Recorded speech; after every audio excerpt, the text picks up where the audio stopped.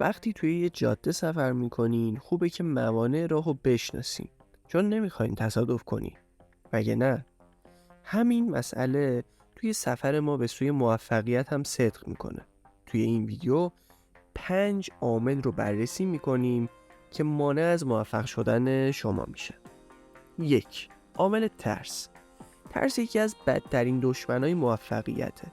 وقتی که ترس ریشه های حساس خودش رو دور شما میپیچه و شما رو به اسارت خودش در میاره، هرگز قادر نخواهید بود که به رویاهای خودتون برسید. ما باید با ترس خودمون روبرو بشیم و ببینیم که اصلا به چه دلیلی اونا وجود دارن. اونا رو به گوشه‌ای پرتاب بکنیم و رویاهای خودمون رو با اشتیاق شکست ناپذیر دنبال کنیم. 2. رغبت و بی‌علاقگی.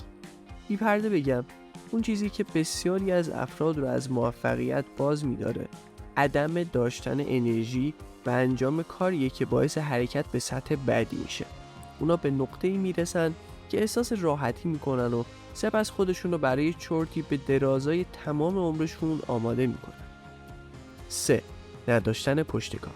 موفقیت توی تیزترین کنج یا شیبدارترین تپه است. پشتکار داشته باشین، ادامه بدید، یک تپه دیگه، یک گنج دیگه. بدبینی. نکته اینجاست که میتونید به هر چیزی که باور دارید برسید. از خودتون بپرسید که چه نوع افکاری رو با خودتون حمل میکنید.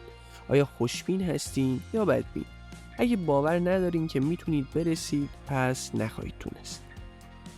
5. انتخاب افراد نامناسب برای گذراندن وقتتون. این عادت ما رو به راحتی تبدیل به محصولی از محیط میکنه.